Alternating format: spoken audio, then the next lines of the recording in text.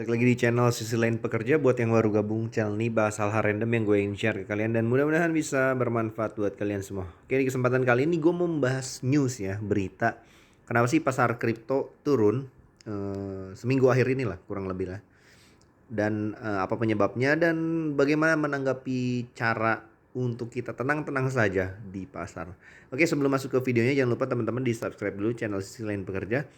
Dan rekomendasi video terakhir menurut gue, teman-teman yang suka gratisan bisa klaim kripto gratisan di video gue yang terakhir ya, 7 hari yang lalu. Silahkan ditonton dulu.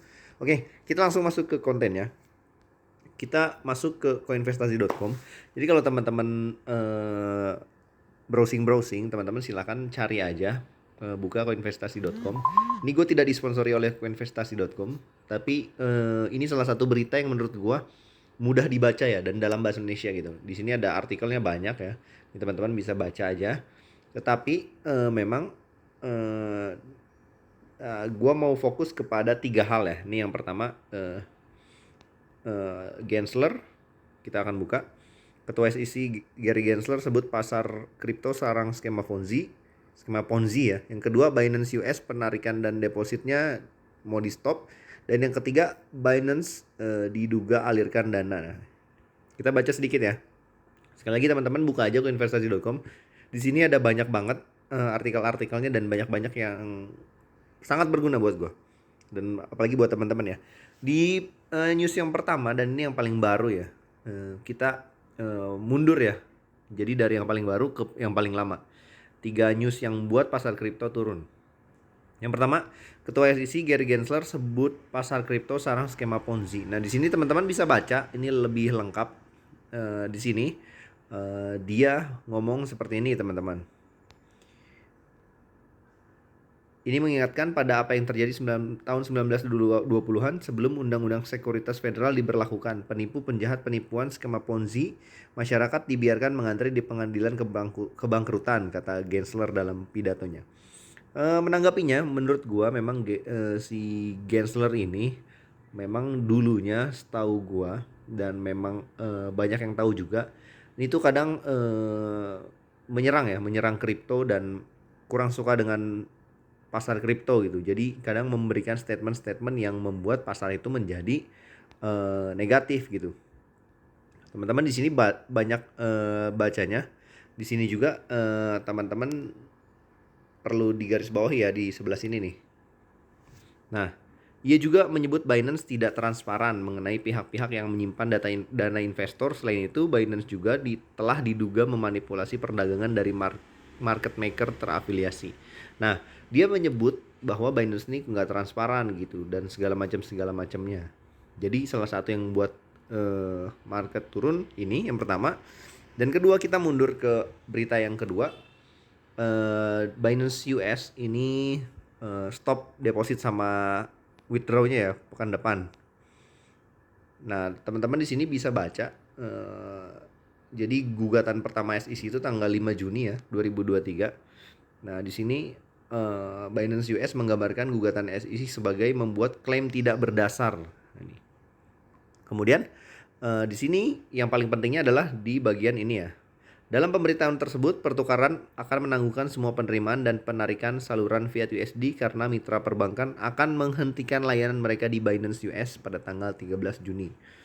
Nah, itu teman-teman, di sini juga banyak ya, ada macam-macam nih yang hentikan pairing perdagangannya.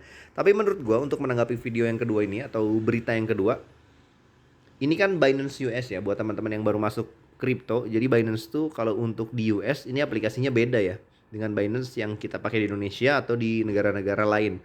Dan memang Binance US ini karena di US, di Amerika itu sangat-sangat rumit mekanismenya. Jadinya memang sering kena serang, dan salah satunya ketika kena serang kali ini market kriptonya cukup anjlok. Ini berita ketiga. Nah, ini sebenarnya inti dari video ini ya. Jadi Binance diduga alirkan 178 triliun ya. Sini banyak inilah ya, banyak keterangannya. Tapi di sini adalah yang paling di highlight adalah nih, teman-teman bisa baca ya di tanggapan Binance US Jadi Binance tuh udah menyatakan bahwa gugatan terbaru yang diajukan SEC itu nggak berdasar gitu teman-teman. Jadi ketika diserang oleh SEC, seperti yang teman-teman tahu, Binance ini juga punya apa ya namanya, sebuah pendapat gitu. Di sini juga sudah ditulis, Binance US telah berkomunikasi dengan Sachin Verma selama sepekan terakhir. Nah, segala macam ya. Di sini bisa teman-teman baca sendiri. Gua nggak akan lebih lengkap. Tapi yang jelas 3 highlight berita ini menanggapinya adalah buat teman-teman yang baru masuk ke pasar kripto, memang ini tuh sering terjadi ya. Jadi banyak yang saling serang, Binance dan semacamnya. Ini tuh salah satunya apa namanya ya? Yang menjadi mekanisme di pasar kripto ya. Kalau kita lihat di CoinGecko, harga Bitcoin sekarang sedang mengalami sedikit penguatan ya. Kita lihat di 14 hari terakhir aja. Teman-teman kita lihat di candlestick biar lebih bagus dan lebih mudah. Nah, dari kalau kita lihat rupiah di tanggal 29 Mei itu harganya masih di 400-an juta. Kemudian di tanggal 6 itu 300 juta, 383 dan sekarang 393. Sedang mengalami sedikit rebound ya, teman-teman kalau lihat. Kemudian kalau untuk di 30 hari terakhir memang lagi naik turun aja gitu.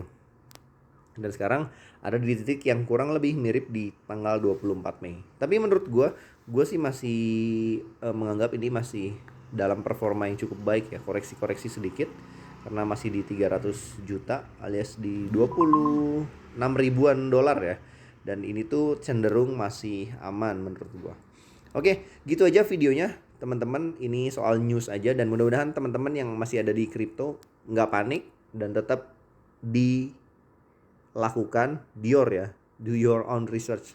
Oke, gitu aja, simple. Mudah-mudahan teman-teman bisa teredukasi dan nggak panik dan nggak langsung jual dan nggak langsung panik. Segala macam hal yang dilakukan tetap berdasarkan kepada Dior, do your own research, karena segala resiko dan keuntungan itu ditanggung teman-teman. Oke, see you on the next video guys. Dadah.